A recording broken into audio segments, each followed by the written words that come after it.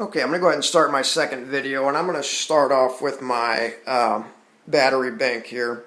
Um, for those of you beginners, you may not know that, which I didn't, that when you hook up your battery bank, um,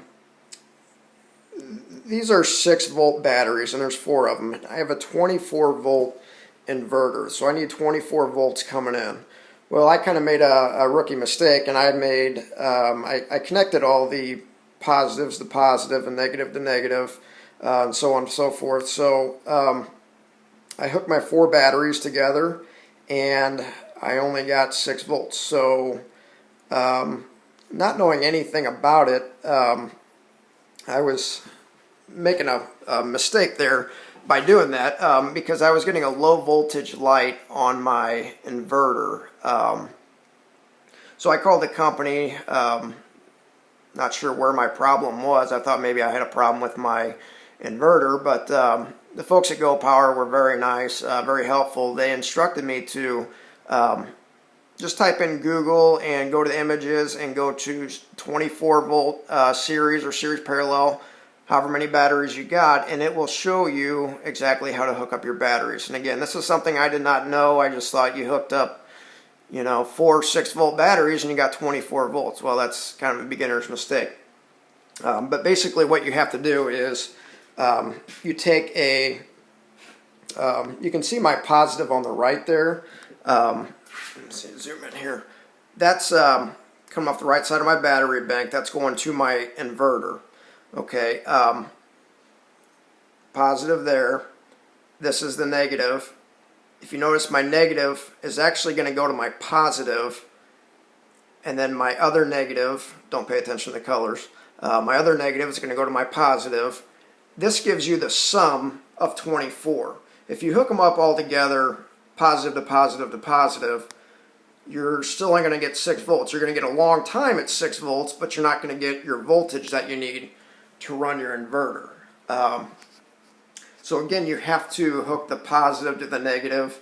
And if you have any questions about how to do that, like I said, just type in Google and go to images and go to 24 volt or whatever your system setup is, 12 volt or whatever, and type in like 12 volt or 24 volt series or series parallel, depending on how many batteries you have, and that will give you the schematic on how to hook up your batteries.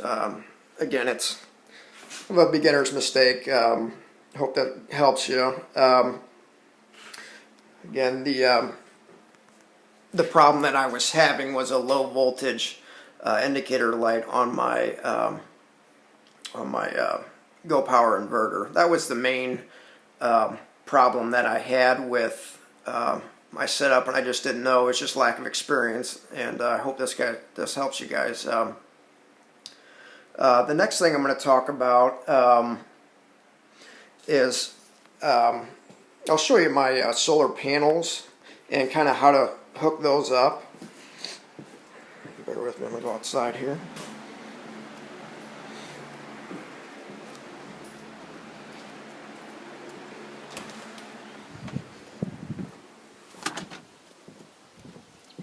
When you're buying your wire for all your solar panels, that can get kind of expensive. Since I've only got 3 solar panels here right now, I don't have to worry about overloading the charge controller with a high voltage. And I'll kind of explain how I would do that. But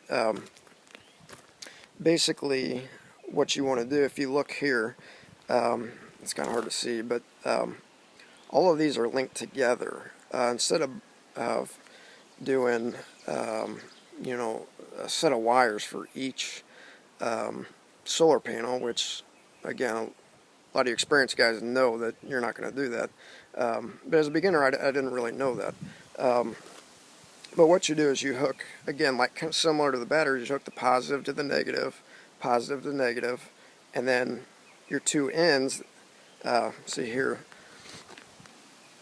this is let's see here, it's either positive, I can't really see, that's a positive coming from my charge controller, and sorry, this here is the wire going to my charge controller, and this is the positive from the solar panel. This is the negative here running to the positive of this other panel. And again, so on and so forth till you get to your last panel. Then you have the negative go from your solar panel and the negative for your charge controller. Again, these wires can get pretty expensive, so this is the way you want to run it to your charge controller. But if you have 10 or 12 or more solar panels, you can only do that so much, and it depends on your charge controller. But you'll end up overloading because you're doubling up on your voltage every time you do that. So basically, if you only have 6 or 7, and it depends on your voltage of your solar panels, this is completely fine. I don't remember what the exact rating is of my charge controller, but I think I figured I can do like 6 or 7 of these tied in a series before I overload. And your charge controller, at least the Outback, will have an automatic overload protector. And I'm going to do another video kind of explain all that.